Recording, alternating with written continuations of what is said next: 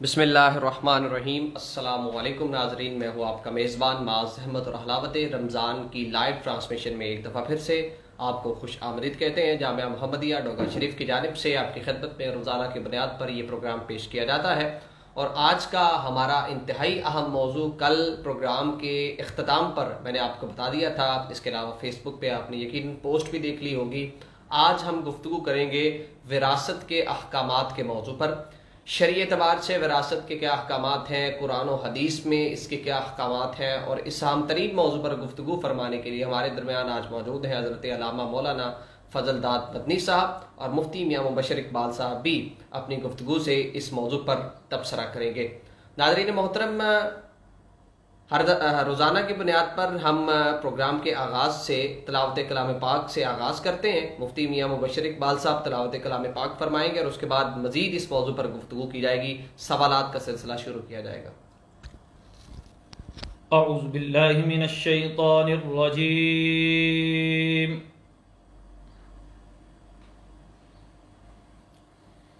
बिस्मिल्लाहिर रहमानिर रहीम।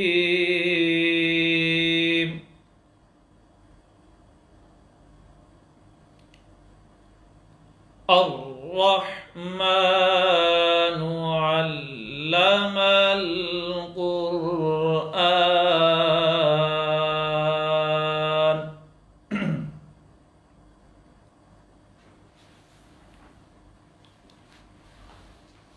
खलक़ल इंसान अल्लमहुल बयान।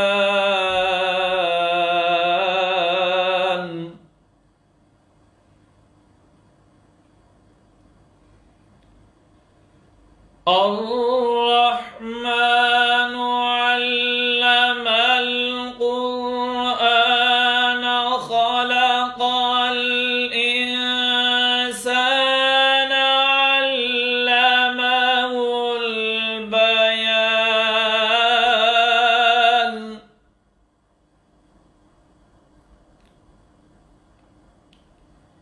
अश्शम्सु वल क़मरु बिहुस्बान।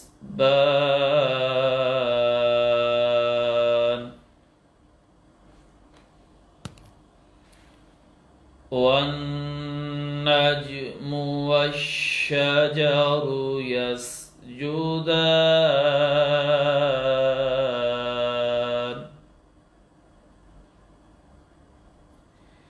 अश्शम्सु वल क़मरु बिहुस्बान। वन्नज्मु वश्शजरु यस्जुदान।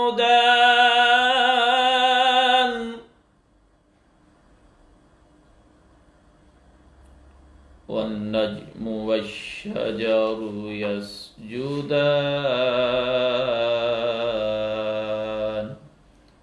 आमन्तु बिल्लाहि सदक़ल्लाहुल अज़ीम। जज़ाकल्लाह माशाल्लाह जी। मुफ्ती में मुबशर इकबाल साहब तिलावत कलाम पाक पेश कर रहे थे। आपसे गुजारिश ये है कि वीडियो को शेयर करते जाएं ताकि ज़्यादा से ज़्यादा लोग आज के अहम मौजू के हवाले से गुफ्तगू को सुन सकें और अपनी मालूमात में इजाफ़ा कर सकें। और दीन इस्लाम एक बड़ा ख़ूबसूरत दीन है और इसमें इंसान की, मुसलमान की सहूलत के लिए तकरीबन हर तरह के मसाइल को कुरान और हदीस के ज़रिए से आप तक पहुंचा दिया गया है। लेकिन हम लोग अक्सर इन चीज़ों को नज़रअंदाज कर देते हैं, इन अहकामात को नज़रअंदाज कर देते हैं। आज का जो मौजू है, इस हवाले से बहुत सी पेचीदगियाँ हमारे माशरे में पाई जाती हैं, बहुत से मामलात ऐसे हैं जिनसे हम नाइल्म हैं। इसीलिए आज का मौजू आपके लिए बहुत ज़रूरी है। आप ना सिर्फ इसे देखिए बल्कि दूसरों के साथ शेयर कीजिए और अपने इल्म में, अमल में भी इजाफा करें। विरासत के अहकामात के हवाले से अल्लामा फजल दाद मदनी साहब हमारे दरमियान मौजूद हैं जो कि इस मौजू पर गुफ्तगू करेंगे। तो अल्लामा साहब, पहला मेरा सवाल आपसे ये है कि विरासत क्या चीज़ है, इस हवाले से हमारे नाज़रीन को आगाह कीजिए। बिस्मिल्लाहिर्रहमानिर्रहीम। अल्हम्दुलिल्लाह, अल्लाह की फजल और उसकी तौफीक से हलावत ईमान प्रोग्राम में एक बार हम मुफ्ती साहब की ज़ेर सरपरस्ती हाज़िर हैं और आज एक नए मौजू के साथ, वो जो कि बड़ा अहम मौजू है, اس کے ساتھ ہم حاضر ہیں. اس لیے یہ مسئلہ، یہ جو موضوع ہے، اس کو سماعت کرنا اور ان مسائل کو جاننا ہر مسلمان کے لیے ضروری ہے، تاکہ مرنے کے بعد بھی وہ اپنے حقوق جو ہیں وہ پورے کر سکے. بے شک. وراثت جو ہے، علم میراث، یہ شریعت اور دین کے اندر اتنا اہم علم ہے. نبی کریم صلی اللہ علیہ وسلم کا فرمان ہے، فرمایا کہ علم میراث سکھاؤ، اس لیے کہ یہ نصف علم ہے. ٹھیک ہے، یعنی کہ نصف علم وراثت، علم وراثت ہی کو نصف علم کہا گیا. اور علم وراثت سے مراد یہاں ایسے اصول اور قوانین کو جاننا کہ جس کے ذریعے مرنے کے بعد اہل حق کو ان کے حقوق جو ہے وہ پورے پورے دیے جا سکیں، جس کو کہتے ہیں علم میراث. تو وراثت، مال وراثت کہہ لیں یا وراثت کہہ لیں یا ترکہ کہہ لیں، ان تینوں کا ایک ہی مطلب ہے. مال وراثت، وراثت اور ترکہ، اس مال کو کہا جاتا ہے جو مال کوئی شخص چھوڑ کر مر گیا. ٹھیک ہے، جو مال وہ چھوڑ کر دنیا سے چلا گیا اور جو پیچھے وہ مال چھوڑ کر گیا ہے، اس مال کو وراثت بھی کہیں گے، اس مال کو ترکہ بھی کہتے ہیں، اس کو مال وراثت بھی. صحیح ہو گیا. تو علامہ صاحب یہ بتائیے گا کہ مرنے کے بعد مال وراثت سے کتنے حقوق متعین ہوتے ہیں؟ یہ بات بڑی قابل توجہ ہے. عام طور پر ہم ان چیزوں کا خیال نہیں رکھتے. انسان جب دنیا سے چلا جاتا ہے نا، تو وہ جو مال جو بھی چھوڑ کر جاتا ہے، جی، عام طور پر ہم سمجھتے ہیں کہ جو ورثاء ہے وہ سمجھتے ہیں کہ اب یہ جو چھوڑ کر چلا گیا یہ ہمارا حق ہے، بس بات ختم. اچھا، ٹھیک ہے، حالانکہ ایسی بات نہیں ہے. انسان مرنے کے بعد جو مال چھوڑ کر جاتا ہے، اس مال سے 4 حق اس سے تعلق رکھتے ہیں بالترتیب. جو میں ابھی بیان کروں گا وہ اسی ترتیب سے ہے. اچھا. سب سے پہلے مال وراثت، جو مرنے والا مال چھوڑ کر گیا ہے، اسی مال میں سے اس کو کفن اور دفن کا انتظام کیا جائے. کفن دفن کا انتظام کیا جائے. اور یہاں جو ہے کفن اور دفن میں نہ تو بہت زیادہ زیادتی کی جائے گی اور نہ ہی بالکل کمی کی جائے. درمیانہ رکھیں گے. عام روٹین میں جو ایک شخص اپنا لباس استعمال کرتا ہے اسی طرح کا انداز اختیار کیا جائے گا. صحیح. اس میں زیادتی، یہ ورثاء کے حق کو طلب کرنا ہوگا. اس میں بالکل ہی اس کو گرا دینا یہ اس کی شیان شان نہیں ہے، کیونکہ نبی پاک علیہ السلام کا یہ بھی فرمان ہے کہ اپنے مردوں کو اچھے کفنوں میں دفن کرو، کہ یہ باہم آپس میں فخر کرتے ہیں. یہ بھی بڑی قابل توجہ بات ہے. ہمارے ہاں ایک ہی ہم نے گز رکھا ہوا ہے سب کے لیے، لٹھے کا کفن ہے، ساری کائنات کے لیے وہی استعمال ہو رہا ہے. حالانکہ ویسے اب تو کیونکہ ٹھیک ہے، ایک میانہ جو ہے وہ سب چل رہا ہے، ٹھیک ہے، اس میں کوئی مسئلہ نہیں ہے. تو سب سے پہلے تو اسی کے مال میں سے ہم کیا کریں گے؟ یہ مال وراثت کا حق ہے. لیکن ہمارے ہاں عام طور پر ایسا ہوتا نہیں ہے. ہمارے ہاں جو رسم و رواج ہے نا، وہ جو ہم نے اپنی زندگی میں دیکھی ہیں، عام طور پر یہ ہوتا ہے کہ اگر کوئی شخص فوت ہو گیا ہے نا، اگر تو وہ شادی شدہ ہے، اچھا، تو پھر اس کی بیوی کے جو میکے والے یعنی اس کے جو سسرال والے ہیں وہ اس کو کفن دیں گے. یہاں تک کہ اگر کوئی عورت فوت ہو گئی ہے، اس کی اولاد بھی ہے، وہ کماتی بھی ہے، پھر بھی اس کو کفن اس کے میکے والے دیتے ہیں. اور پھر کفن کا جو انداز ہمارے معاشرے کے اندر ہوتا ہے وہ بھی غلط ہے، کہ جو کفن سنت ہے وہ نہیں ہوتا، بلکہ سنت سے ہٹ کر بہت ساری غیر ضروری چیزیں بھی اس کے اندر ہم شامل کر لیتے ہیں. حالانکہ یہ درست نہیں ہے. اصول یہ بنتا ہے کہ جو شخص فوت ہوا اگر اس کا مال ہے تو اسی کے مال میں سے اس کو کفن کا اس کا انتظام کیا جائے. ٹھیک ہوگی بات؟ سب سے پہلا حق تو ہے کہ اسی کے مال میں سے اس کی تجہیز و تدفین کا انتظام کرے. اب اگر مال بچ جائے تو اس مال کو بچنے کے بعد سب سے پہلے جو کام ہم نے کیا کرنا ہے، اس سے قرض ادا کیا جائے گا. اگر اس شخص پر کوئی قرض ہے، ٹھیک ہو گیا، ٹھیک ہے، اگر اس شخص پر قرض ہے تو اس کے بچے ہوئے مال میں سے سب سے پہلے قرض ادا کیا جائے.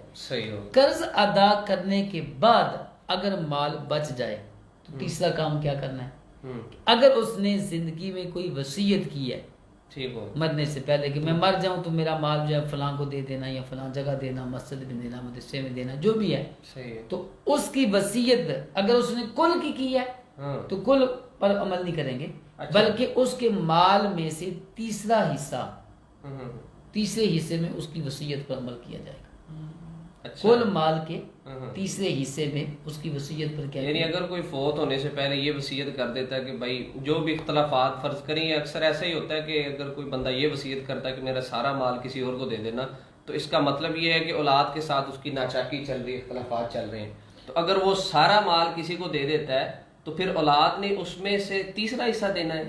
اچھا، سارے مال میں وصیت جاری نہیں ہوگی، اس کی یہ وصیت درست نہیں ہے۔ اچھا صحیح ہے، اس میں سے صرف 1/3 تیسرا حصہ جو ہے نا وہ اس کی وصیت پر خرچ کریں گے، ٹھیک ہو باقی گیا۔ سارے کے سارے مال کو لا کے دیں گے۔ غالباً آپ نے جو بات کی ہے یہ بات وہ کی آپ نے کہ آپ نے کہا کہ اپنی حیاتی کے اندر اگر وہ سارا مال دے دیتا ہے، نہیں نہیں، وصیت کی ہے اس نے۔ وصیت وصیت کی، نہیں، وہ تو اس کا اختیار ہے نا کہ وہ کسی کو اپنی زندگی میں ہاں دے وہ دیتا بھی ہے۔ آگے مسئلہ یہ ہے کہ اپنی اولاد کے حقوق کا خیال رکھنا چاہیے، ٹھیک ہے، ٹھیک ہے۔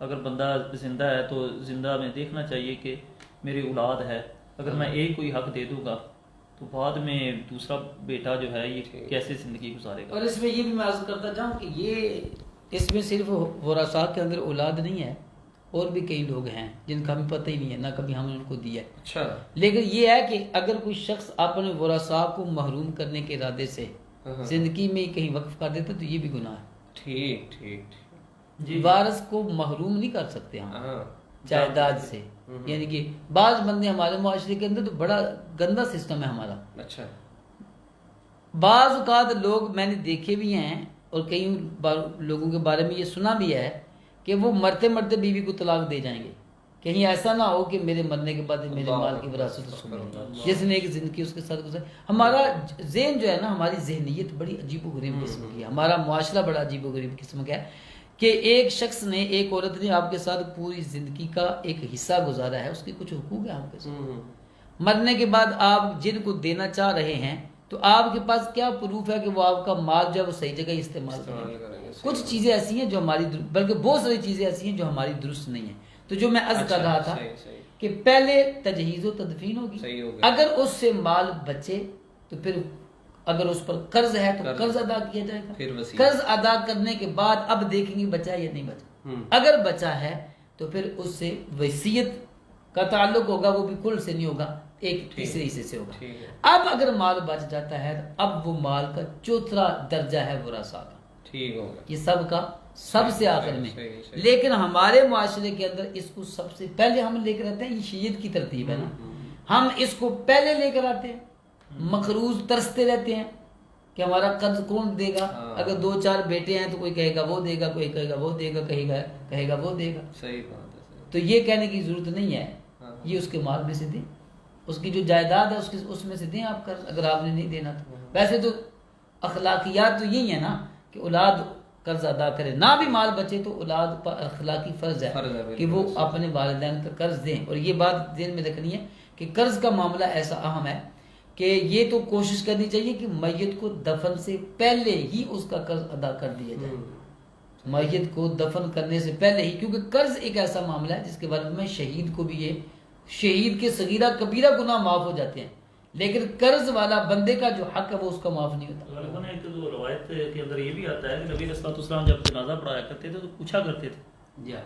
کہ کیا اس بندے پہ قرض تو نہیں ہے؟ بالکل ایسے ہی سنا، ٹھیک ہے، تو اس لیے پہلا جو کام ہے وہ یہ ہے تدفین اور جنازے سے پہلے یہ سارے کام ہونے قرض چاہیے، ادا کرنا۔ اگر صاحب حیثیت ہیں ہونے چاہیے، اور اگر کوئی بندہ غریب ہے تو یہ بھی ہمیں ایک اخلاقی طور پہ رکھنا چاہیے کہ بندہ دیکھتے ہیں کہ مرنے والا غریب ہے، اس کا قرض دینے والا کوئی نہیں، اب ساری زندگی اس کو دل میں رکھنے کے بجائے تہہ دل سے معاف کر دیں اس کو، کہ کم از کم آپ کو اس کا اجر، صدقے کا اجر بھی ملے گا، اور ویسے نبی پاک کا فرمان ہے کہ عفو درگزر کرو کہ اللہ تعالیٰ تمہیں قیامت کے دن معاف کرے گا، ٹھیک ہے، یہ ایک اجر و ثواب کا، یہ 4 چیزیں ہیں بالترتیب ہیں، اس میں یہی ترتیب کا اعتبار کریں گے۔ ایسا نہیں کہ وراثت تقسیم کر دی اور قرض والے در در ٹھوکریں کھا رہے ہیں کہ ہمارا قرضہ نہیں ابھی وہ ادا کیا جا رہا ہے، اس کے اندر یہ ترتیب ہے۔ ناظرین، مال وراثت میں جب کوئی بندہ فوت ہو جاتا ہے تو اس میں سے کتنے حقوق، 4 حقوق علامہ صاحب نے آپ کو بتائے ہیں۔ تو اگلا ہمارا سوال علامہ صاحب سے یہ بنتا ہے کہ علامہ صاحب یہ فرمائیے کہ ورثہ کون ہے؟ جب انسان فوت ہو گیا تو یہ چیز ہم کیسے ڈیسائیڈ کریں گے کہ اس کے ورثہ کون ہے؟ ایک چیز تو ہمارے معاشرے میں عام ہے کہ اولاد، تو کیا اس کے علاوہ بھی کچھ ورثہ ہوتے ہیں؟ تو اس حوالے سے ہمارے ناظرین کو तो हमने चौथा हक जो बयान किया था वो था वरसा का। जी। ठीक है, वरसा दो तरह के होते हैं, पहली बात तो ज़हन में रखनी। बाज़ वरसा वो होते हैं जिनके हिस्से मुकर्रर होते हैं, बाज़ वरसा ऐसे होते हैं कि उनका कोई मुकर्रर हिस्सा नहीं होता। ये बात भी ज़हन में रखनी। ये दो कैटेगरी हैं, दो अक़साम हैं, दो किस्में हैं इसकी। बाज़ वरसा वो होते हैं कि जिनके हिस्से शरीयत में, नबी पाक कुरान में, नबी पाक की हदीस में या इजमाई उम्मत में उनके मुतय्यन कर दिए जाते हैं। इनको कहते हैं अस्हाब फराइज़। और बाज़ वो होते हैं कि जिनके हिस्से मुकर्रर नहीं होते, बल्कि इनसे बच जाएगा तो वो सारे का सारा उनको मिल जाएगा। इनको कहते हैं असबा। अच्छा, ठीक है, ये दो किस्में। सही। तो ये मैंने इसलिए पहले बता दिया कि अगर बिलफर्ज कोशिश करूंगा कि ये बार बार ना धोना, नाम लेकर ही बताऊं, लेकिन क्योंकि बाज़ चीज़ें ज़ुबान पे पक गई होती हैं तो फिर आसानी रहती है। तो ये वो बंदे हैं कि जिनके हिस्से मुकर्रर हैं, उनमें हम कमी पेशी नहीं कर सकते। ठीक है, वो 12 वरसा हैं। कितने वरसा हैं वो? 12। इनको कहेंगे हम अस्हाब फराइज़, यानी वो लोग जिनके हिस्से कुरान और सुन्नत में मुतय्यन कर दिए गए हैं। ठीक है, अब हम उनमें कमी पेशी नहीं कर सकते। तो ये 12 हैं जिनमें 4 मर्द और 8 औरतें हैं। इनमें 4 मर्द हैं जिनके हिस्से मुतय्यन है और 8 औरतें हैं जिनके हिस्से मुतय्यन है। अच्छा। वो 8 मर्द कौन से हैं? और आपको हैरानगी होगी जब वो सुनेंगे कि जिनको हम असल वारिस कहते हैं उनका नाम ही उनमें नहीं है। अच्छा, ठीक है ना। वो 8 कौन से हैं? हाँ। सबसे पहले बाप। ठीक है, फौत होने वाले का बाप। ठीक है। हाँ। नंबर 2 दादा। अच्छा, अगर बाप ना हो अगर वो तो मैं फिर इनकी जब तरतीब जान करूंगा तो मैं आज कर दूंगा। ठीक है। नंबर 3 शोहर। अच्छा। नंबर 4 अखियाफी भाई, माँ शरीक भाई। हाँ। ये 4 मर्द हैं जिनके हिस्से मुतय्यन किए हैं कुरान और नबी पाक की हदीस। अब इसमें बेटे का नाम कोई नहीं, पोते का नाम कोई नहीं। ठीक है ना। इसमें यानी जो हमारे तसव्वुर तखय्युल के अंदर है उनके जिक्र ही नहीं यहाँ, जिनको हम सबसे बड़ा वारिस समझते हैं। बिल्कुल ऐसे। इनको तो किसी खाते में हम समझते हैं। सही बात। हालांकि ये 4 मर्द हैं जिनके हिस्से मुकर्रर हैं। अब इनके क्या क्या हिस्से मुकर्रर है, मेरे ख्याल में ये साथ साथ ही वजाहत कर दूं। अच्छा, ताकि मजीद आप सवाल ना कर सकें। अच्छा, सही। ठीक है ना। ये है कि एक बात समझ में आसानी होगी, वरना फिर दोबारा। ये 4 मर्द हैं, इन 4 मर्दों के हिस्से मुतय्यन हैं और कौन कौन से हैं ये भी हम साथ। सबसे पहले है बाप। बाप की 3 सूरतें बनती हैं। कितनी सूरतें बनती हैं? 3। ये बड़ी आसानी होगी अगर आप थोड़ी सी तवज्जो जो है वो सामीन करेंगे ना, तो दिलचस्प भी बोला है हो जाएगा और आपको बात भी समझ में आ जाएगी। बाप की 3 सूरतें बन सकती हैं। इन 3 सूरतों में उसके हक अलग अलग मुकर्रर है। अच्छा। पहली सूरत बाप की यह है कि वो बाप है सिर्फ, और मैयत का और कोई है ही नहीं, सिर्फ उसका बाप है। अच्छा, सही। और उसके अलावा ना बेटा है, यानी औलाद में कोई भी नहीं, सिर्फ बाप है। ठीक है, पहली सूरत तो ये। दूसरी सूरत ये है कि औलाद है लेकिन सिर्फ बेटे हैं, पोते हैं, बेटियां पोतियां। सही। ठीक होगी बात? ठीक है। तीसरी सूरत ये है कि सिर्फ बेटियां पोतियां। ये 3 सूरतें बाप की बन सकती हैं। ठीक है। अगर सिर्फ मरने वाले का बाप हो और मरने वाले की बाप के अलावा औलाद में से कोई ना हो, ना बेटियां हो ना बेटे हों, तो अब बाप जो है अगर इसके अलावा कोई सहाबे फराइज हैं मर्दों में से या औरतों में से, तो फिर बाप असबा होगा। यानी क्या मतलब है? उनको हिस्सा देने के बाद जो बाकी बच जाएगा वो सारे का सारा बाप को मिलेगा। अगर मैयत की अपनी औलाद दर औलाद ना हो, ठीक है, तो फिर दीगर जो सहाबे फराइज जिनका आगे जिक्र आएगा तो उनको देने के बाद जो बाकी बच जाएगा वो सारे का सारा वालिद को मिलेगा। ठीक है। और अगर मैयत के औलाद में से बेटे हों तो फिर बाप को 6वां हिस्सा मिलेगा। सही। और अगर मैयत की औलाद में सिर्फ बेटियां हों तो फिर बाप को 6वां हिस्सा भी मिलेगा। और बेटियों को देने के बाद या दीगर सहाबे फराइज है उनको देने के बाद जो बाकी बच जाएगा वो भी बाप को मिलेगा। सही है, सही। ये 3 सूरतें बनती हैं बाप। ठीक है। इसी तरह दादा है, दादा की भी यही 3 सूरतें हैं। ठीक है। लेकिन एक सूरत यह है कि अगर बाप होगा तो फिर दादा को कुछ नहीं मिलेगा। ठीक है। बाप के होते हुए दादा को कुछ नहीं मिलता। दादा को मिलता है तब जब बाप ना हो, और जब बाप ना हो तो दादा को मिलेगा, लेकिन यही 3 सूरतें उसकी बनेगी। सही होगा। ठीक होगी बात। और तीसरा है शोहर। सही है। यानी बीवी फोत होगी तो उसका शोहर है। तो इसकी 2 सूरतें हैं। ठीक है। اس کی دو حالتیں ہیں، ایک یہ ہے کہ اولاد ہے، ایک یہ ہے کہ اولاد نہیں۔ اگر تو اس عورت کی اولاد ہے، یعنی اس کی جو بیوی فوت ہوئی ہے، اس کی اگر تو اولاد نہ ہو تو نصف، اولاد ہو تو ربع، صحیح، یہ دوست، یعنی نصف سے مراد یہ ہے کہ اگر عورت نے، جو عورت فوت ہوئی اس کا شوہر ہے، ٹھیک ہے، تو اگر تو عورت کی اولاد ہو، یہاں عورت کی اولاد کی کا اعتبار ہے، بھلے وہ اس شوہر سے ہو یا اس کے علاوہ کسی اور شوہر سے اس کی اولاد ہو، صحیح، اگر تو اولاد ہو تو پھر شوہر کو کتنا ملے گا؟ چوتھا حصہ۔ صحیح۔ اگر اولاد نہ ہو تو پھر شوہر کو آدھا، اس کے کل مال کا آدھا حصہ شوہر کو مل جائے گا۔ ٹھیک ہے، ٹھیک۔ تیسری صورت ہے اخیافی بھائی۔ اخیافی بھائی کہتے ہیں ماں شریک بھائی، یعنی ماں ایک ہو باپ الگ الگ ہوں۔ ایسا ہوتا ہے بعض کا کہ ماں ایک ہوتی ہے لیکن باپ کیا ہوتے ہیں؟ کسی عورت نے دو شادیاں کی، ایک شوہر سے شادی کی تو ایک بیٹا ہوا، اس نے طلاق دے دی، یا وہ دنیا سے چلا گیا تو دوسرے مرد سے شخص سے شادی کی اور اس سے بھی ایک بیٹا پیدا ہوا، تو یہ دونوں آپس میں اخیافی بھائی ہیں، ماں شریک بھائی جسے ہم کہتے ہیں۔ صحیح ہے۔ تو ان کی بھی 3 صورتیں بنتی ہیں، 4 صورتیں بنتی ہیں، 3 بنتی ہیں۔ اگر تو ایک ہے، ٹھیک ہے، تو اس کو ملے گا چھٹا حصہ۔ اگر ایک سے زیادہ ہے تو اس کو تیسرا حصہ ملے گا۔ اور اس کے علاوہ یہ 2 صورتیں بن گئی نا۔ اب اگر میت کا، مرنے والے کی اپنی اولاد ہو، کیا ہو؟ اپنی اولاد ہو، بیٹا پوتا، باپ دادا، ان کی صورت میں اخیافی اولاد، ماں شریک بہن بھائیوں کو کچھ نہیں ملے گا۔ صحیح ہے، زیادہ تر ایسا مطلب ہوتا ہے۔ ہاں، ماں شریک بہن بھائیوں کو پھر کچھ نہیں ملتا۔ یہ ملتا۔ تھے 4 مرد، لیکن یہ ہے کہ یہ جو ماں شریک بھائی ہیں نا، ان میں بہن بھائیوں کا ایک جیسا ہی سلسلہ ہے۔ اچھا اچھا اچھا، فرق نہیں، ان میں برابر برابر تقسیم ہوگا۔ اگر ایک ہے تو چھٹا ہے، اگر ایک سے زائد ہیں تو پھر ان کو کیا ملے گا؟ پھر سلس ملے گا۔ اور باپ دادا بیٹا پوتا نیچے تک، یعنی پوتا پڑ پوتا یہ نیچے تک ہوگا۔ اگر ان میں سے کوئی ہے تو پھر یہ معلوم ہو جائیں گے۔ ٹھیک، یہ تھے مرد جن کا ذکر ہم نے بھی سماعت کیا۔ ٹھیک ہے۔ یہ قرآن مجید کی جو سورۃ نساء ہے، اس کے اندر یہی چیزیں بیان کی گئیں۔ اگر ہمارے ناظرین سامعین جو علامہ صاحب بیان کر رہے ہیں، اس میں اگر آپ مزید اگر پڑھنا چاہتے ہیں، اس کو سمجھنا چاہتے ہیں، تو قرآن مجید سورہ نساء کا رکوع نمبر 2 ہے، آیت نمبر 11 سے شروع ہوتا ہے۔ یہ وراثت کے مسائل، یوصیکم اللہ فی اولادکم للذکر مثل حظ الانثیین فإن كنا نساء فوق اثنتین فلہن ثلثا ما ترک وإن كانت واحدة فلها النصف ولأبویہ لكل واحد منہما السدس مما ترک ان کان لہ ولد۔ جس طرح علامہ صاحب نے یہ والدین کے بارے میں بیان کیا تھا، ایک صورت بیان کی تھی کہ سدس ملے گا، یہ بیان یہاں لکھا ہوا ہے۔ فَإِن لَمْ يَكُن لَّهُ وَلَدٌ وَوَرِثَهُ أَبَوَاهُ فَلِأُمِّهِ الثُّلُثُ، یہ دوسری صورت بیان کی گئی۔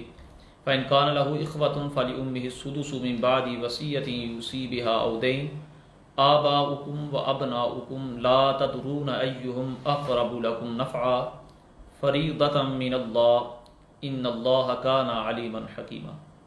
اور آگے علامہ صاحب نے جو بیان کیا زوج کے لیے، ٹھیک ہے، اس کے حصے اور بیوی کے حصے جو ابھی بیان کریں گے، تو یہ اس قرآن پاک کی آیت سے وَلَكُمْ نِصْفُ مَا تَرَكَ أَزْوَاجُكُمْ إِن لَّمْ يَكُن لَّهُنَّ وَلَدٌ فَإِن كَانَ لَهُنَّ وَلَدٌ فَلَكُمُ الرُّبُعُ مِمَّا تَرَكْنَ مِن بَعْدِ وَصِيَّةٍ يُوصِينَ بِهَا أَوْ دَيْنٍ وَلَهُنَّ الرُّبُعُ مِمَّا تَرَكْتُمْ إِن لَّمْ يَكُن لَّكُمْ وَلَدٌ فَإِن كَانَ لَكُمْ وَلَدٌ فَلَهُنَّ الثُّمُنُ مِمَّا تَرَكْتُم مِّن بَعْدِ وَصِيَّةٍ تُوصُونَ بِهَا أَوْ دَيْنٍ وَإِن كَانَ رَجُلٌ يُورَثُ كَلَالَةً أَوِ امْرَأَةٌ وَلَهُ أَخٌ أَوْ أُخْتٌ فَلِكُلِّ وَاحِدٍ مِّنْهُمَا السُّدُسُ فَإِن كَانُوا أَكْثَرَ مِن ذَلِكَ فَهُمْ شُرَكَاءُ فِي الثُّلُثِ مِن بَعْدِ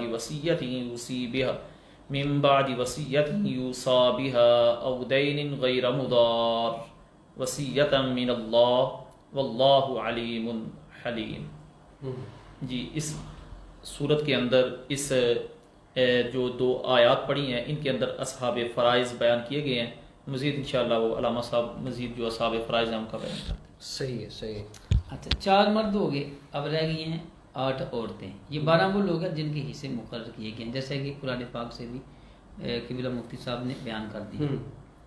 8 عورتیں یہ ہیں: ماں، بیوی، بیٹی پوتی حقیقی بہن.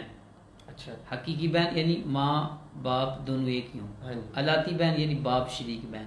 اخیافی بہن ماں شریک بہن ٹھیک ہے اور دادی. ٹھیک ہے یہ 8 عورتیں ہیں جن کے حصے مقرر کیے گئے ہیں، اور ان کو کب کتنا ملے گا، ہر ایک کی مختلف صورتیں ہیں. اچھا انہیں صورتوں کے اعتبار سے جو ہے ان کو حصص ملیں گے. ٹھیک ہے. سب سے پہلے ہم لے لیتے ہیں بیوی کو. ٹھیک ہے. بیوی کے اس کی 2 صورتیں بنتی ہیں کہ مرنے والا شوہر ہے دارا اس کا، اس کی اولاد ہے یا نہیں ہے. اگر تو اولاد نہیں تو اس کو 4تھا حصہ ملے گا، اگر اولاد ہے تو اس کو 8واں حصہ ملے گا. ٹھیک ہوگی بات، بیوی کلیئر ہوگی. اب ہے ماں کی 3 صورتیں بنتی ہیں. ٹھیک ہے. یعنی مرنے والا جو دنیا سے چلا گیا ہے، یہاں میت کی ماں مراد ہے. جو بھی رشتہ ہے میت کا رشتہ ہے. بھائی ہے تو میت کا ہے، باپ ہے تو میت کا ہے، بہن ہے تو میت کی ہے، ماں ہے تو میت کی، بیوی ہے تو میت کی. یہاں میت کے سارے تعلقات اور رشتے بیان ہو رہے ہیں. اب دوسری صورت ہے ماں کی. ٹھیک ہے. ماں کی جو حالت ہے، ماں کی 3 صورتیں بنتی ہیں. پہلے ہم دیکھیں گے اولاد ہے یا اولاد نہیں. ٹھیک ہے. اور تیسری صورت یہ ہے کہ 2 بہن بھائیوں میں سے کوئی ہو. ٹھیک ہے. سب سے پہلی بات یہ ہے کہ ماں کو اگر میت کی اولاد ہے تو 6واں حصہ ملے گا، چاہے وہ بیٹیاں ہوں، چاہے وہ بیٹے ہوں، چاہے وہ پوتیاں ہوں. یہاں اولاد سے مراد عام ہے، بیٹے پوتے بھی شامل ہیں اس کے اندر، نیچے تک صحیح سلسلہ یہ جاری ہے. ٹھیک ہوگی بات. اور اگر میت کی اولاد نہ ہو تو پھر ماں کو کل مال کا ثلث، بشرطے کہ میاں بیوی نہ ہوں. ٹھیک ہے. تو پھر ماں کو کل مال کا ثلث ملے گا. اور تیسری صورت یہ ہے، بلکہ یہ دوسری صورت کی 2 صورتیں بن جاتی ہیں. اس کو ذرا بڑے غور سے آپ نے سماعت کرنا ہے کہ ماں کی اگر میت کی اولاد نہ ہو تو 6واں حصہ، اگر میت کی اولاد ہو یا میت کے 2 بہن بھائی کسی بھی تعلق سے ہوں، چاہے وہ حقیقی ہوں، چاہے وہ ماں شریک ہوں، چاہے وہ کیا ہوں باپ شریک ہوں، 2 صورتیں بن جائیں گی. میت کی اولاد ہو، بیٹا پوتا وغیرہ کوئی بھی، یا کہیں کسی بھی طریقے سے 2 بہن بھائی ہوں، چاہے وہ حقیقی ہوں، چاہے وہ ماں شریک ہوں، چاہے وہ باپ شریک ہوں، تو پھر ماں کو کل مال کا ثلث ملے گا. ٹھیک ہے. سمجھ میں آ گئی بات. اور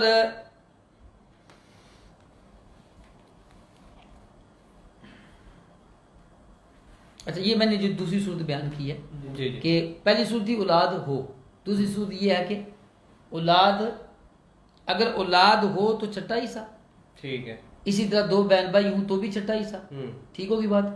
اور اگر ان دونوں صورتوں میں نہ تو اولاد ہے نہ ہی 2 بہن بھائی ہیں تو پھر اس کو ماں کو کل مال کا ثلث ملے گا. اچھا ٹھیک ہوگی بات. صحیح. اور تیسری صورت یہ ہے کہ اگر ان میں سے کسی کے ساتھ بیوی یا شوہر آ جاتا ہے، اچھا بیوی یا ان میں سے کوئی ایک آ جاتا ہے، ٹھیک ہے، تو پھر ماں کو بیوی یا شوہر کو دینے کے بعد جو باقی مال بچ جائے گا اس مال کا 3واں حصہ دینا.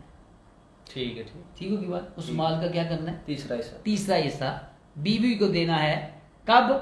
جب ماں کو دینا ہے جب میاں بیوی یا شوہر میں سے کوئی ایک ہو، اور پچھلی صورت والی کوئی بھی صورت نہ ہو. اگلا پچھلی 2 صورتیں جو میں نے بیان کی، اگر ان میں سے کوئی صورت ہے تو پھر وہی صورت جو ہے وہ اختیار کی جائے گی. ٹھیک ہوگی بات. یہ تھی ماں کی کیفیت.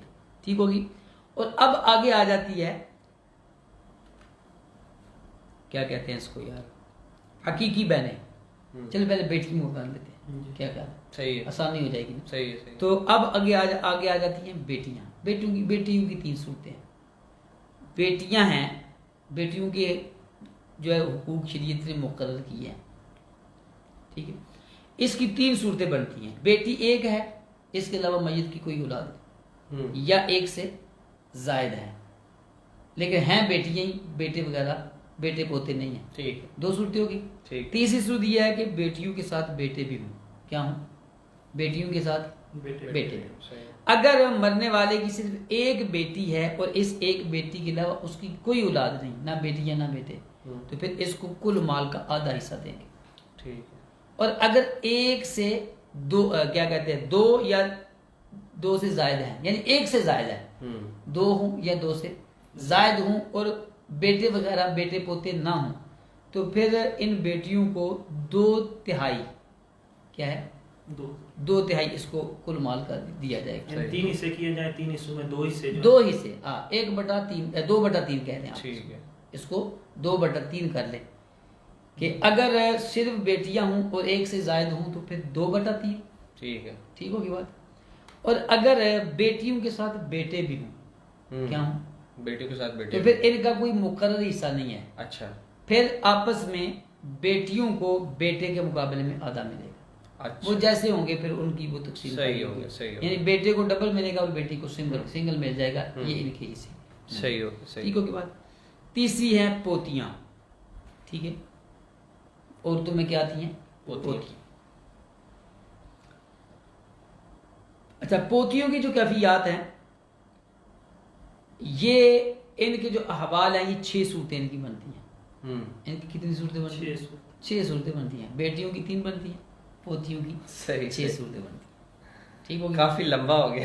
لمبا تو پھر ہزار تفصیل سے اگر آپ پوچھیں گے تو لمبا ہو جائے گا. لیکن یہ میں اشار کر دیتا ہوں. آپ شاید یوں کروں گا کہ بھی ان کے حصے بنتے ہیں تو آپ ان کو دے دینا.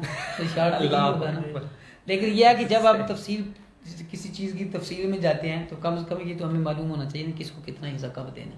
تو پوتیاں آ جائیں گی. ٹھیک ہے. لیکن یہ پوتیوں کے حصے، پہلی بات تو یہ ہے کہ پوتیوں کو حصے اس وقت ملتے ہیں جب میت کی اپنی اولاد نہ ہو. ٹھیک ہے. اگر اولاد ہوگی تو پھر پہلے اولاد کو دیں گے. ٹھیک ہے. مذکر اولاد جب آ جائے گی تو پھر پوتیوں کو کچھ نہیں ملنا. اچھا. صحیح ہے. اچھا جی، پوتیاں آ گئی. اس کی 6 صورتیں بن جاتی ہیں بالترتیب. پہلی صورت یہ ہے کہ پوتی ایک ہی ہے، اس کے علاوہ کوئی اور اولاد ہے ہی کوئی نہیں. وہی آدھا ملے گا. اگر پوتیاں 2 یا 2 سے زیادہ ہیں اور اس کے علاوہ کوئی اور اولاد نہیں تو پھر اس کو 2 یعنی 2/3 ملے گا. اگر پوتیوں کے ساتھ آ جاتی ہے ایک بہن، ٹھیک ہے، تو پھر پوتی کو جو ہے نا وہ 6واں حصہ ملے گا. ٹھیک ہے.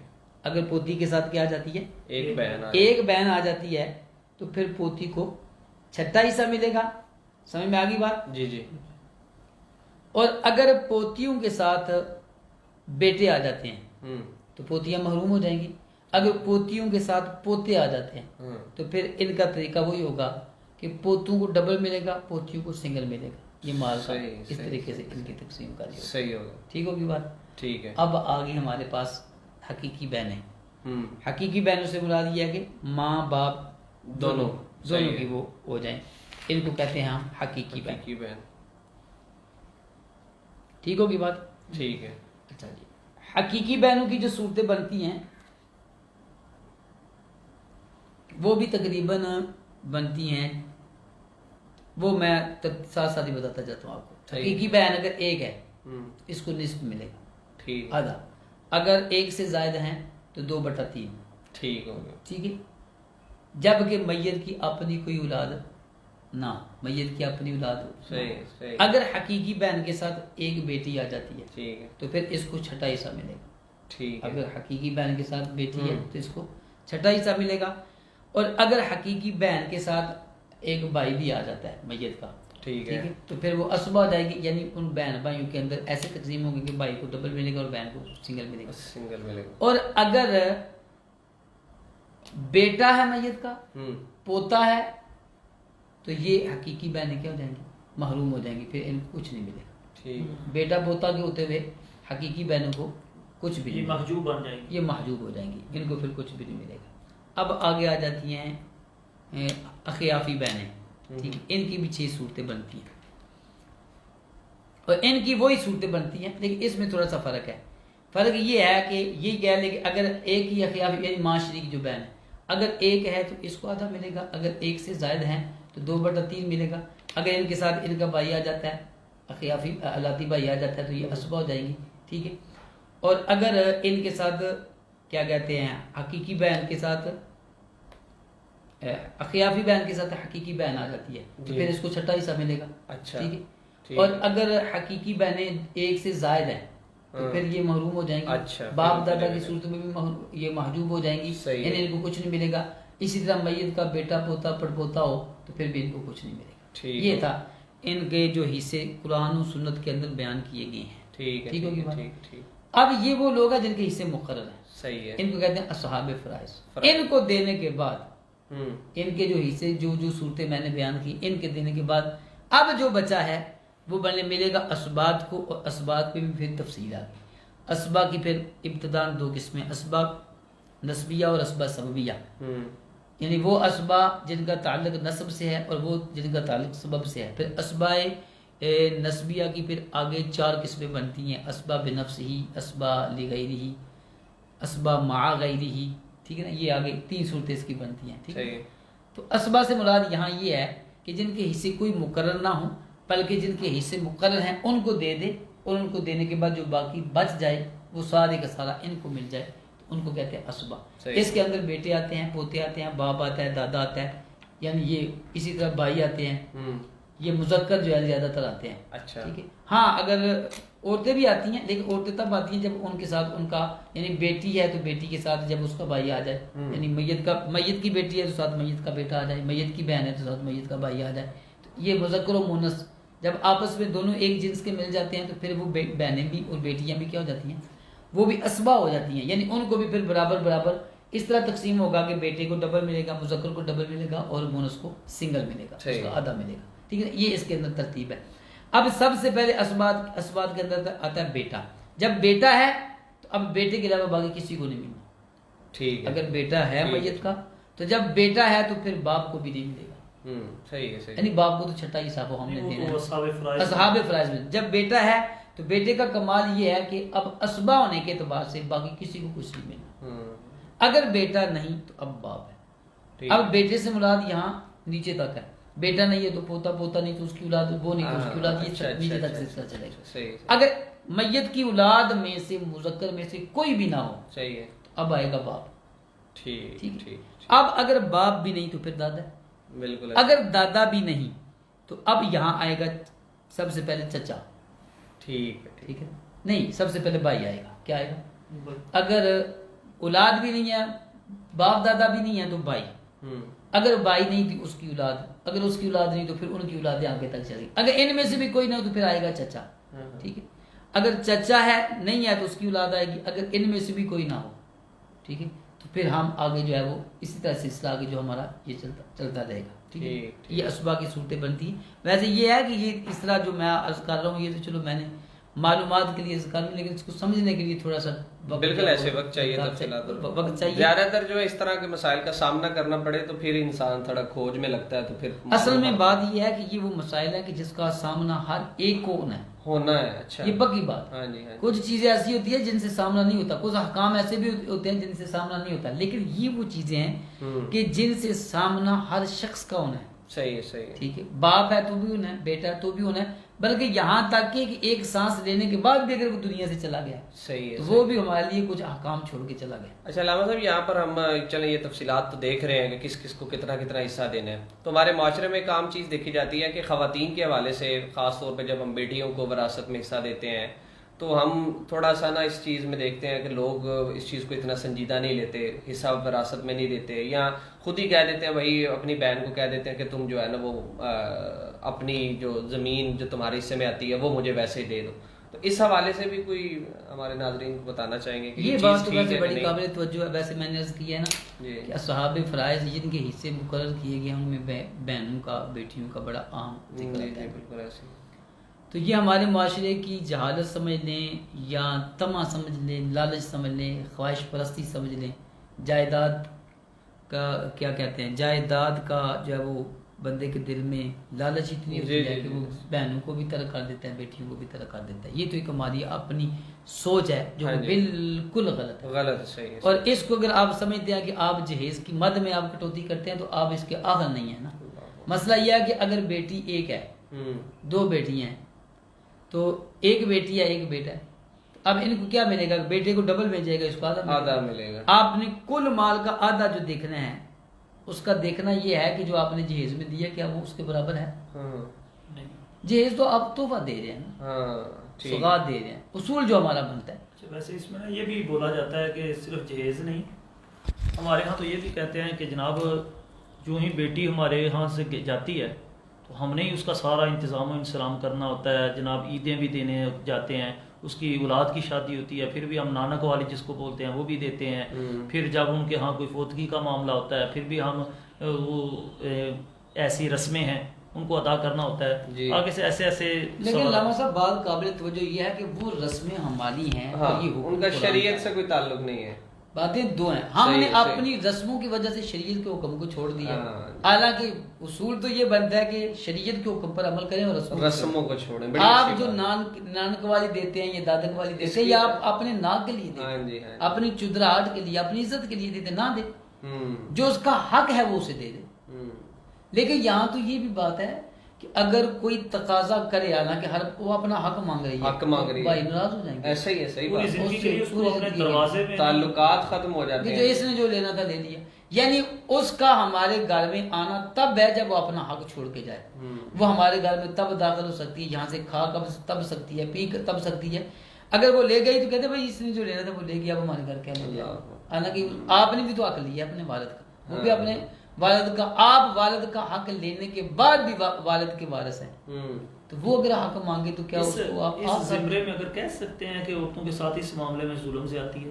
اس معاملے کے اندر جو ہے واقعی زیادتی ہے, کیونکہ شریعت نے تو واضح طور پہ بتایا ہے, لیکن ہم تقریباً 99% سے بھی اوپر اگر آپ کہیں نا تو اس پہ عمل نہیں ہے. جو ہم ابھی گفتگو کر رہے ہیں نا عورتوں کے حوالے سے, بچیوں کے حوالے سے, اپنی بیٹیوں کے حوالے سے, ٹھیک ہے.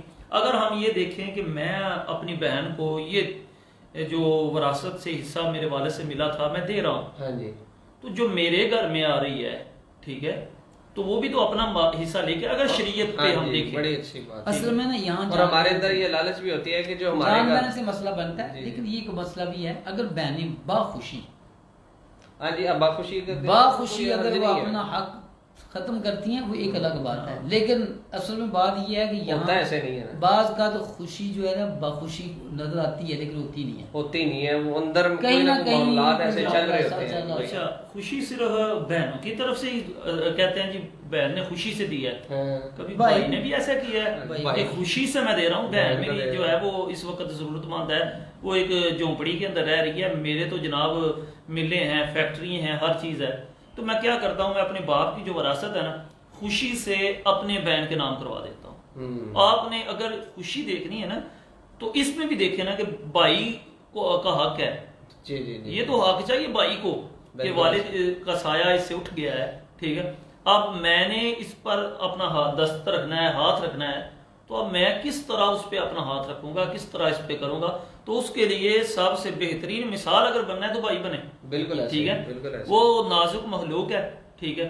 اب کئی جگہ پر تو یہ دیکھنے میں آیا ہے کہ ابھی والدین کا 40واں بھی نہیں ہوتا, تو یہ جملے سننے میں لوگ کہتے ہیں کہ جلدی جلدی زیوی نہ کرا لو, اے نہ ہوئے 40 تو بعد منگل نہ پڑ. ابھی 40واں گزرا نہیں ہے, ٹھیک ہے.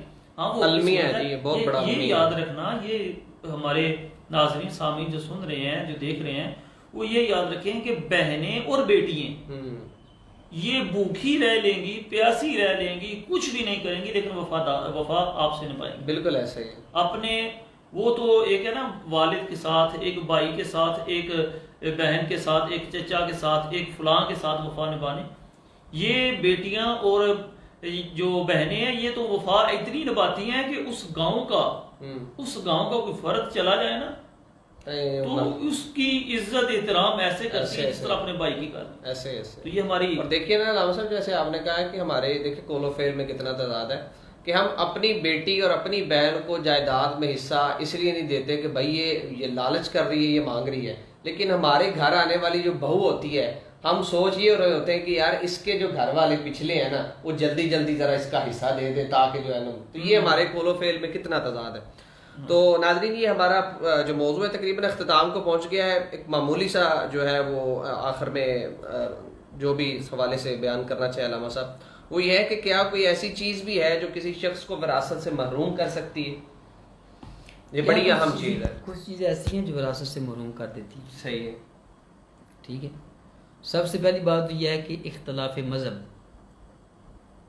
دین کا بدل دینا. ٹھیک ہے, یہ بھی وراثت سے محروم کرتی ہے کہ یعنی باپ مسلمان ہے, بیٹا آگے سے کافر ہو گیا تو وہ باپ بے شک اس کو نہ دے, یہ بھی اس میں ہے. دوسرا یہ ہے کہ وارث کو قتل کرنا, وارث کو ایسا قتل کرنا کہ جس قتل کی وجہ سے کفارہ یا قصاص واجب. اگر کسی حق کی وجہ سے یا شریعت کے کسی حکم کی وجہ سے وہ ہو تو وہ ایک الگ بات ہے. وہ بندہ جیسے بعض کا اولاد ماں باپ کو قتل کر دیتی، اچھا بھائی بھائی کو قتل کرتا ہے اس وجہ سے کہ اس کی جائیداد اس کو ملنی ہوتی ہے. ہاں تو اگر اس نے کسی نے وارث کو قتل کر دیا ہے، یعنی جس کی جائیداد اس کو ملنی تھی اس نے اس کو قتل کر دیا ہے، تو اب یہ اس کی وراثت سے محروم ہو جائے گا. ٹھیک دو صورتیں ہوتی ہیں. اور تیسری صورت ہے اختلاف ملک. ٹھیک ہے، یہ تھوڑی سی مشکل ہو جائے گی. یہ دونوں صورتیں کیونکہ ہمارے یہاں نہیں ہوتی. اختلاف ملک ہے، اسی طرح غلامی. اب بھی غلامی والا سلسلہ نہیں ہے، صحیح ہے. اس لیے اس کو زیادہ میرے خیال میں وہ کرنا ہی نہیں چاہیے. بنیادی یہ ویسے دو چیزیں، چار ویسے شریعت نے بیان کی، ان میں سے دو جو عام طور پہ ہمارے ہاں پائی جاتی ہے وہ میں نے عرض کر دی. ہمارے یہاں زیادہ تر آپ مسائل بھی دیکھتے ہوں گے کہ جناب جائیداد کے جھگڑے کے لیے اس نے جناب جائیداد لینے کے لیے فلاں کو قتل کر دیا. بالکل ایسے ہی. تو اب یہ علامہ صاحب نے جو بیان کیا ہے کہ اگر قصاص واجب ہو رہا ہے اس معاملے میں تو اگر جائیداد میں وہ حصے دار بن رہا ہے تو اس سے محروم ہو جائے گا، وراثت سے محروم. صحیح. اصل میں بات یہ ہے کہ دین کی بہت ساری باتیں ایسی ہیں، اس کو تو نصف علم کہا گیا نا، اس کی ضرورت ہر بندے کو ہر جگہ پر ہے. اس لیے اس کی اہمیت حدیث میں زیادہ بیان کی گئی ہے. لیکن عام طور پہ ہمارے معاشرے کے ہماری جہالت جو ہے نا وہ عمومی ہے، یعنی تقریباً ہم دین کے معاملے میں ہر چیز سے بے خبر ہے. بالکل. یعنی جن کا تعلق انسان کے ساتھ ہے یا بندے کا اللہ کے ساتھ ہے، جتنے بھی یعنی دنیاوی معاملات میں تو ہم بڑے تعلیم یافتہ پڑھے لکھے لوگ ہیں، لیکن ایک مسلمان ہونے کی حیثیت سے اگر دیکھا جائے نا کہ جن چیزوں کا ہمیں اپنی زندگی کی گزر بسر کے اندر جو چیزیں ہمارے لیے انتہائی ضروری ہیں ہم ان سے تقریباً بے خبر. بالکل. حالانکہ مسلمان کو ایسا نہیں کرنا چاہیے. دیکھیں نا ہم جو ہیں ان چیزوں پہ زیادہ توجہ دیتے ہیں کہ جن کا تعلق رسم و رواج سے ہو، جس کی وجہ سے ہمیں یہ خطرہ ہو کہ بھائی ہماری برادری میں ہمارے معاشرے میں لوگ کہیں گے کہ بھائی اس نے کیا کیا ہے. ان چیزوں کا تو ہمارے معاشرے میں وجود ہے، لیکن شریعت کے جو احکامات ہیں ان کے حوالے سے ہم بالکل بھی اپنی کوشش بروئے کار نہیں لاتے اور ہم اس حوالے سے بالکل بھی اپنے آپ کو با علم نہیں رکھنا چاہتے. تو یہ انتہائی اہم موضوع تھا آج کا. امید کرتے ہیں کہ آپ کو آج کے موضوع کے حوالے سے مکمل تفصیلات پہنچانے میں علامہ صاحب کامیاب رہے. یقیناً بڑے اچھے انداز میں انہوں نے گفتگو کی ہے. پروگرام یقیناً فیس بک پہ سیو ہو چکا ہے. وراثت کے حوالے سے اگر آپ کے ذہنوں میں کوئی مزید سوالات ہوں تو وہ بھی آپ پوچھ سکتے ہیں. اور اس کے علاوہ جتنے بھی ہمیں جن سوالات کا سامنا کرنا پڑتا ہے وراثت کے اعتبار سے وہ بھی آپ کو بتا دیے گئے ہیں. اور یہ شرعی احکامات ہیں، اگر آپ ان پر عمل نہیں کریں گے تو آپ گناہ گار ہیں، لیکن اگر آپ رسم و رواج پر عمل نہیں کریں گے تو آپ گناہ گار نہیں ہوں گے. اور بعض رسمیں ایسی ہیں کہ ہم نے جان بوجھ پر اپنے اوپر مسلط کر رکھی ہیں جن کی وجہ سے ہمارے اخراجات بھی بڑھ رہے ہیں، ہمارے معاملات خراب بھی ہو رہے ہیں. لیکن اگر ہم اس کے مقابلے میں شریعت کو نافذ کریں، شریعت کے معاملات پر عمل کریں تو یقین جانیے بہت سی بہتری ہماری زندگی میں آ سکتی ہے. ہمیں دیجیے اجازت. انشاءاللہ کل کے موضوع کے حوالے سے میں آپ کو بتا دوں کہ کل 21 رمضان المبارک ہے اور کل حضرت علی رضی اللہ تعالی عنہ ان کے حوالے سے تفصیلی گفتگو کی جائے گی. اور یقین جانیے جتنی بھی شخصیات کے حوالے سے ہم نے آج تک گفتگو کی ہے ان میں سے بہت زیادہ اس کل کے دن کی اہمیت ہے. بہت سے معاملات ایسے ہیں کہ جو کہ لوگوں کے ذہنوں میں ہیں، ان کو کلیئر کرنا بڑا ضروری ہے. تو کل کا پروگرام ضرور دیکھیے گا اور ویڈیو کو شیئر کیجیے گا. انشاءاللہ کل 2:15 بجے آپ سے دوبارہ ملاقات ہوگی. اجازت دیجیے. اللہ حافظ.